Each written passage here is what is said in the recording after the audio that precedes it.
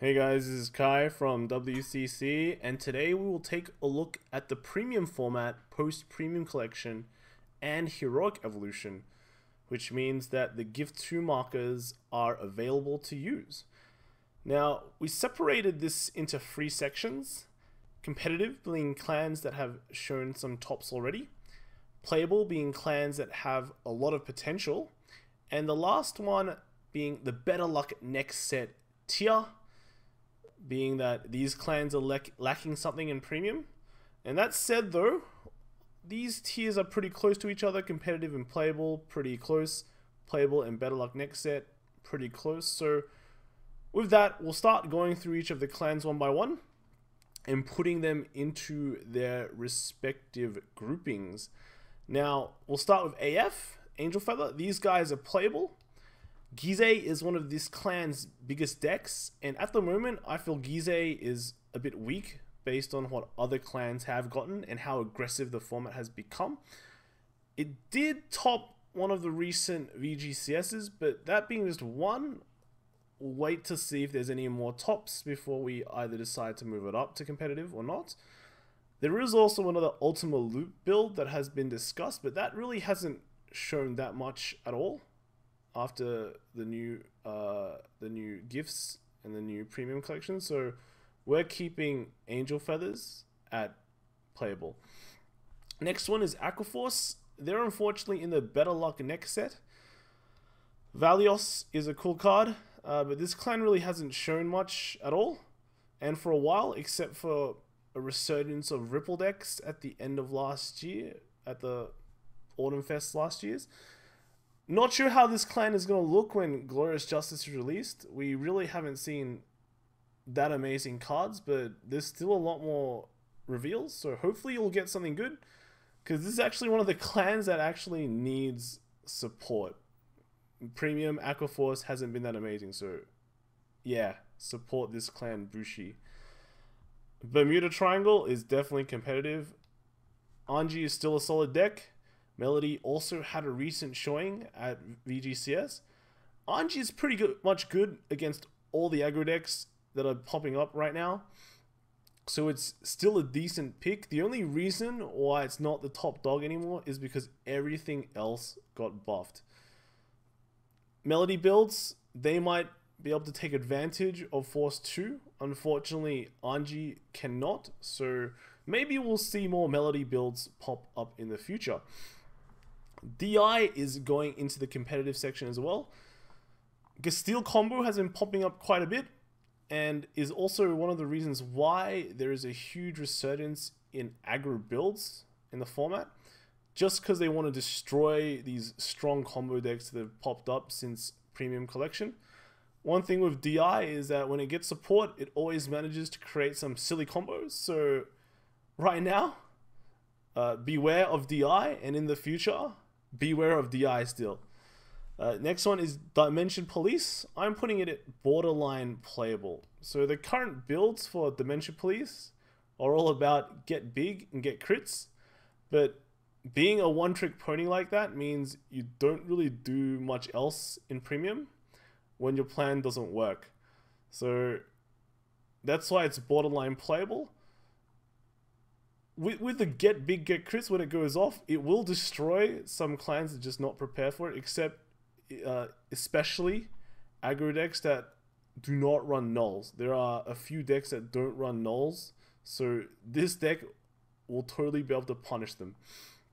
It is getting buffs in the Glorious Justice set, so this clan might be a definitive playable clan or just rise up to competitive. Next one is Grand Blue, and it's going in the better luck next set tier. Currently, Grand Blue is a bit slow. Everything else has gotten great support and great first strides, and Grand Blue did get a good first stride, don't get me wrong, but it's not as destructive, shall we say, as the other first strides in the meta. Grand Blue does a good job of surviving. It doesn't do a great job of anything else, but we have seen some really sweet cards in the next set, the Glorious Justice set, so it's quite possible this clan will move up to playable and even competitive, so just watch out for that. With Genesis, I'm putting this in the Better Luck next set as well. We really haven't been seeing big showings for Genesis, apart from the occasional Wiseman loop. So maybe someone will come up with something really strong with Genesis, but at the moment, I'm just putting it at this tier for that reason only. Gear Chronicle, moving it up to borderline playable. GC right now is still using mostly the old ZTB engine plus Heritage and getting that extra turn. And yeah, that wins games for sure. But it's really gotten harder to G-Guard with Premium Collection coming out. And it running all these old G format cards mean its shield value is annoyingly low. So it's just getting harder to guard and be defensive with this deck, and is just getting steamrolled by a lot of things. Maybe we'll see more Lost Legend builds, but so far not a lot of showings for this at all. So it's borderline playable. Great Nature, I'm putting it as playable. There was a recent win at a GP Archetype with Great Nature, but the deck list wasn't released. So I'm putting that as playable. It definitely has potential. It hasn't really won anything though, so we will see. We'll see how that goes. Putting it as playable for now. Gold Paladin, definitely competitive. Gold Paladin has pretty much only gotten buffs since Premium Collection with Spear X, and then Excel 2 does amazing for this deck. It hasn't won anything so far, but the format is very, very young. And honestly, if it hasn't gotten any nerfs before, it's only gotten buffs, it definitely has a great chance to be competitive. The fact is, if it goes first, it probably wins. If it doesn't, it might win. So competitive is where it belongs. Kagero, I'm putting it as playable. I definitely think this has a lot of potential to be a competitive deck, and I really want to put it there, but nothing has popped up for Kagero recently. Force 2 is a huge benefit for this deck. And then with Neoflame, you're getting like restanding 3-crit Vanguards. Absolutely huge pressure. Definitely something that I think you should pay attention to. It might just stay at playable for the rest of the format, but I definitely think it has a good chance to become competitive. The Link Joker, the Leader Messiah is still a thing. Link Joker has gotten new support recently from Heroic Evolution. So that might change a lot of things. Again, the format is still young. Heroic Evolution just got released, but the Messiah support with the previous Deleter support, we might be seeing some really good stuff from Link Joker. So maybe with more results as they come out, if there's more Link Joker, we'll move them up to competitive. Mega Colony, putting them at playable. Ghidorah is pretty meta dependent. I've heard there's a lot of MC or Mega Colony in Japan, and Mega Colony will shut down a lot of combo decks that require special summons. I mean, superior calls. But against a lot of the V transition premium decks, like Neo Nectar, if they just slam you early and keep a field, or Kagero, where they don't really need to superior call, they just naturally call from hand and have big numbers. And then you have clans like Anji or Gold Paladins, where they don't call from their deck as much. They call a lot from their hand, and then they just get a huge wide field and bash you, or get huge numbers and then bash you. These are clans that Ghidorah has a bad time. Unless the format becomes sort of Pale Moons and Blasters, even Shadow Paladin, it might have a chance, but as of now, it's not that amazing. So really meta dependent, we'll see. Murakumo, better luck next time. Murakumo really hasn't seen much at all, so putting them at that set, Premium Collection, yeah, they didn't really get much. Wasn't amazing support. Excel 2 might help, but look, Excel 2 benefits everything else, so yeah, Murakumo needs help. Next one is Nubatama. Nubatama I'm putting it playable. The deck hasn't really changed much. If you high roll with this deck, your opponent will still have 0 hand. But really, there hasn't been a lot of showings for Nubatama recently, so unless there's more showings, we'll move it up to competitive then, but right now, it's at playable. Busted, Nova Grappler, that's going into competitive. First Stride Busted is busted. It has shown a few tops already at the Pops Up VGCS, and another reason why a lot of aggro decks are popping up, they don't want to give Busted first stride. They just want to bash it until it doesn't have much hand, and then it dies on first stride or can't really come back. So definitely competitive. If it does what it wants, it will just simply win. Narukami, being Narukami is suffering. Putting them in better luck next time. Premium collection support was pretty awful. I really love my boy Sweep Command, but yeah, Premium collection was not enough. Hopefully they get more support, but this is going into the better luck next set tier. Neo Nectar.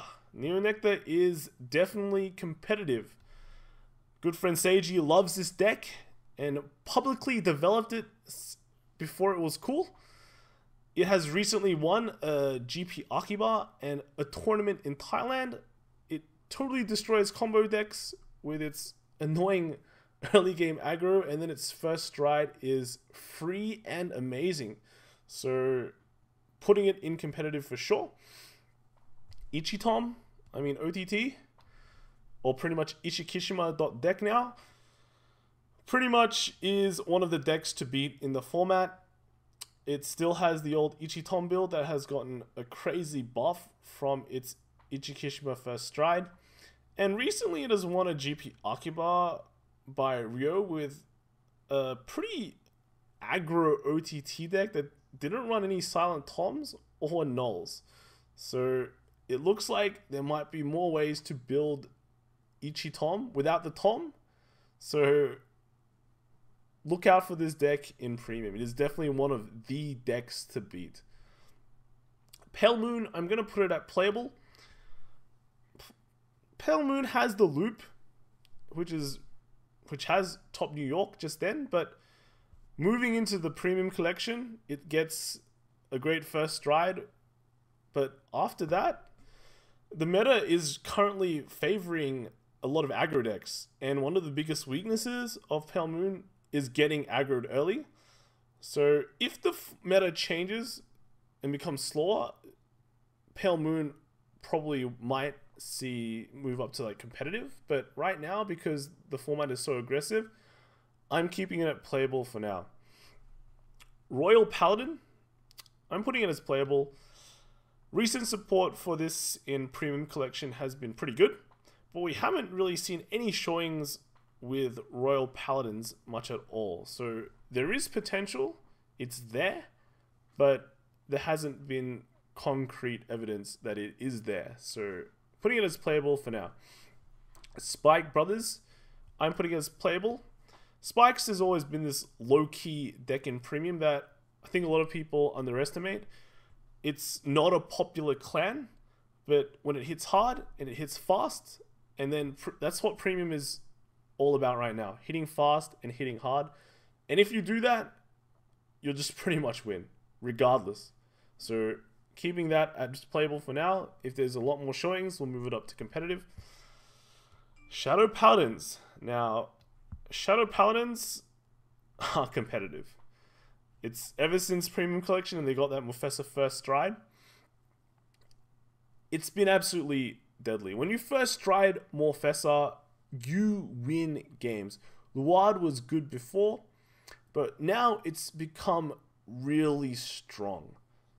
Decks are now built around just getting that 10 ritual on first stride and destroying everyone. So yeah, Luard deserves a spot in competitive. It won like a Pops Up VGCS, then it won another VGCS, I think. So it's been doing very well. And lastly, we have Tachikaze, and unfortunately that goes in the better luck next set. To be honest, I think the Prim Collection support has some potential for Tachikaze, but nothing has really really come out of that. Tachikaze has been pretty unpopular in the Asian region though, so maybe when Prem Collection comes out into the English format, we might see some more innovations for that, but right now I'm keeping it there, possibly a playable clan. So all in all, there's been a lot of playable clans in Premium. If you're interested in Premium, this is the perfect time. If you have a standard deck, there's several clans that transition pretty easily into Premium, such as Oracle Think Tank, Neo Nectar, Nubatama, and Kagero. You only need to get a few cards for the main deck, such as the Stride Fodder, and maybe if they run a different grade 3. I want to go into some of these decks in future videos to help players get into Premium, and then we can all realize that Premium's just not about loops, locks, and Gizes. There's actually a lot more clans that are available and playable. So, hope you guys like this video. We'll talk more about Premium later in a different video, and I'll see you guys next time.